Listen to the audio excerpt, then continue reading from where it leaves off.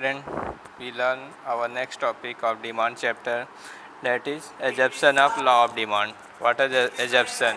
यानी assumption of law of demand means law of demand किस किस कंडीशन में काम नहीं करता है, एजप्शन क्या क्या होते हैं. फर्स्ट है हमारा taste and preference of consumer remain constant. Means जो टेस्ट और प्रेफरेंस होता है, टेस्ट का मतलब जो लोग कंज्यूमर को पसंद आता है, जो प्रीफर करता है, जो चीज़ पहले पसंद आती हो वो रिमेन कांस्टेंट होती है, उसमें कोई चेंजेस नहीं होते. नेक्स्ट हमारा there is no change in income of consumer. Means income of a consumer have to be remain constant. Means it would not be change. Means जो कंज्यूमर का इनकम होगा वो लॉ ऑफ डिमांड के case में assumption होता है, उसमें कोई चेंजेस नहीं किया जाता है. नेक्स्ट हमारा price of the related goods do not change. Means जो गुड्स सब्स्टिट्यूट गुड्स होते हैं उनका प्राइस जो होगा वो रिमेन कांस्टेंट, उनमें भी कोई चेंजेस नहीं किए जाएंगे. नेक्स्ट हमारा no expectation of further change in availability of commodity. Means जो एक्सपेक्टेशन करते हैं, जो हम एक्सपेक्ट करते हैं फ्यूचर में चेंजेस, उसको भी हमको रिमेन कांस्टेंट रखना है. नेक्स्ट हमारा no change in distribution of income. Means जो इनकम का डिस्ट्रीब्यूशन होता है रिच पुअर एवरेज के बीच में, वो भी रिमेन कांस्टेंट होगा, उसमें कोई चेंजेस नहीं करना है. नेक्स्ट है हमारा no change in population. Means population जो कंडीशन ऑफ इकोनॉमी है रिमेन कांस्टेंट. मीन्स पॉपुलेशन भी हमारी कंट्री के कांस्टेंट, उसमें कोई चेंजेस नहीं होंगे. ये सारे हमारे assumption of law of demand थे. देखा जाए इसमें एक price of the given commodity छोड़ के सारे फैक्टर पड़ते हैं जो डिमांड का इफेक्ट करते हैं, वो सारे एजप्शन कहलाते हैं. नेक्स्ट हमारा reason for applicability of law of demand. Means किस किस applicability of law of demand, किस रीजन की वजह से demand law of demand applicable होता है. फर्स्ट है law of diminishing marginal utility. Law of diminishing marginal utility का मतलब होता है एज वी कंज्यूम एज और satisfaction goes to decreasing. Mean जैसे ही कंज्यूम करना शुरू करता है उसका सेटिस्फेक्शन डिक्रीज होने लगता है. मीन्स फर्स्ट यूनिट कंज्यूम करने के बाद ही उसका सेटिस्फेक्शन रिड्यूस होने लगता है. तीसरे को हम डीम्यू.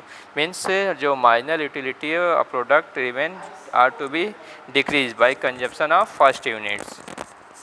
नेक्स्ट है हमारा इनकम इफेक्ट. मीन्स जैसे जैसे इनकम हमारा चेंज होता है, लोग कंज्यूमर का डिमांड भी चेंज हो जाता है. रिलेटेड इनकम हमारे दो कंडीशन में चेंज हो सकता है. पहला गिवन गुड्स में कोई चेंजेस नहीं होगा, लेकिन जो नॉर्मल गुड्स हैं उनमें डिमांड में चेंज आते हैं, यानी ज़्यादा पैसे कमाते हैं तो ज़्यादा खर्च करते हैं. तो ये हमारा इनकम इफेक्ट होता है. मीन्स इनकम की वजह से जो इफेक्ट पड़ रहा है डिमांड पे उसको इनकम इफेक्ट कहेंगे हम. नेक्स्ट हमारा सब्स्टिट्यूट इफेक्ट. सब्स्टिट्यूट का मतलब होता है ऐसे गुड्स जो एक की जगह दूसरे को यूज़ कर सकते हैं. मीन्स पेप्सी की जगह कोक यूज़ कर रहे हैं या टी की जगह कॉफ़ी यूज़ कर रही है, सब्स्टिट्यूट गुड्स होता है. मीन्स अगर पेप्सी का रेट बढ़ जाता है तो ऑटोमेटिक कोक की डिमांड बढ़ जाएगा, पेप्सी का डिमांड कम होता है. ये भी एक law of demand he means जो हमारा इनवर्स रिलेशनशिप बताता है. मीन्स अगर प्राइस ज़्यादा होगा तो डिमांड कम होगा, और डिमांड ज़्यादा है तो मीन्स प्राइस इंक्रीज होगी. नेक्स्ट हमारा number of uses of goods. Means कुछ ऐसे गुड्स होते हैं जो कई जगह यूज होते हैं, यानी मल्टी टास्किंग यूज गुड्स होते हैं, तो उनका डिमांड भी ज़्यादा होता है, उनके उस गुड्स का प्राइस ज़्यादा होता है. नेक्स्ट हमारा टॉपिक है exception of law of demand. Means किस किस कंडीशन में लॉ ऑफ डिमांड काम नहीं करता है. पहला है given goods. Given goods are those goods which are to be remain unchange due to change in income. Means ऐसे गुड्स जिनका डिमांड में कोई चेंजेस नहीं आता है, कितना भी इनकम कम हो जाए या बढ़ जाए. मीन्स मोटे अनाज जैसे ज्वार एंड बाजरा हमारे गिवन गुड्स में आते हैं, कितना भी पैसा कम हो जाए लेकिन हम ज्वार और बाजरा खाना पसंद नहीं करते, तो इसमें गिवन गुड्स के कंडीशन में लॉ ऑफ डिमांड इम्प्लीमेंट नहीं होता. नेक्स्ट है हमारा कॉन्सिपियस कंजप्शन.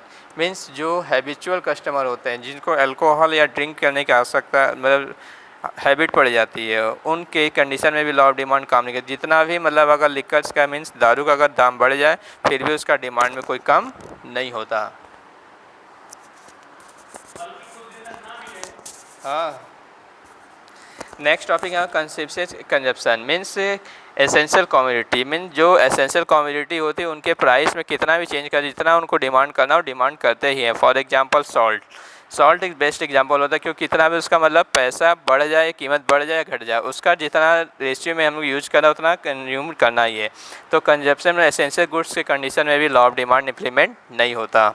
नेक्स्ट है हमारा expected change in the price. Means कुछ कुछ क्या होता है, कभी एक्सपेक्ट कर देते हैं, मीन्स फ्यूचर में प्राइस चेंज होने वाले होते हैं। द फ्यूचर में प्राइस चेंज होता है, होने वाला है, जिसकी वजह से भी करंट पे उसका लॉ ऑफ डिमांड पे इम्प्लीमेंट नहीं होता है।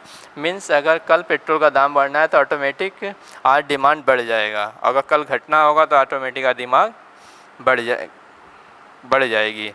नेक्स्ट है हमारा ignorance. Ignorance means lack of knowledge.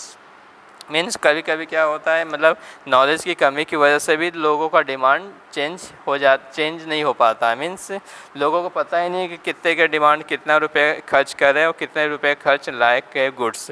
तो इग्नोरेंस की वजह से भी हमारा लॉ ऑफ डिमांड इम्प्लीमेंट नहीं करता। ये सारे 5 पॉइंट थे जिसमें लॉ ऑफ डिमांड इम्प्लीमेंट नहीं होता है। फिर से रिपीट करते हैं। एक गिवन गुड्स है जो मोटे अनाज होते हैं, ज्वार बाजरा। नेक्स्ट है कंजप्शियस कंजप्शन, मीन्स जो कस्टमर हैबिचुअल हो जाते हैं, मीन्स उनके हैबिट में आ गया तो कितना भी उनका प्राइस इंक्रीज या डिक्रीज़ कर दे, उनके डिमांड पे कोई असर नहीं होता, उनको चाहिए तो चाहिए किसी भी कंडीशन में। नेक्स्ट है हमारा एसेंशियल प्रोडक्ट। मीन्स जो एसेंशियल प्रोडक्ट यानी बेसिक नीड्स वाले गुड्स होते हैं, उनका डिमांड होना ही उनको चाहिए ही चाहिए, कितना भी उनके प्राइस में फ्लक्चुएसन कर डालें। नेक्स्ट है हमारा expected change in price. Means अगर फ्यूचर में प्राइस चेंज होने वाला है तो उस कंडीशन में भी लॉ ऑफ डिमांड इम्प्लीमेंट नहीं होता। लास्ट हमारा था इग्नोरेंस। मीन्स अगर कभी कभी क्या लैक ऑफ नॉलेज की वजह से भी लॉ ऑफ डिमांड इम्प्लीमेंट नहीं कर पाता। हमारा नेक्स्ट टॉपिक है movement along the demand curve, means change in quantity demand. A movement along the demand curve is caused by change in the quantity demanded of a good in response to change in the price of the goods. Other thing remain constant.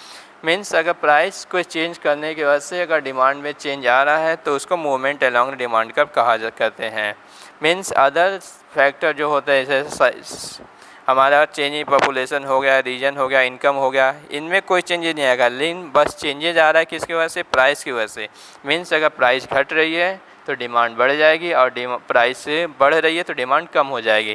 तो इसको हम movement along the demand curve कर सकते हैं। Means change in demand due to change in price, the other thing remain constant. That's all this video. Thank you.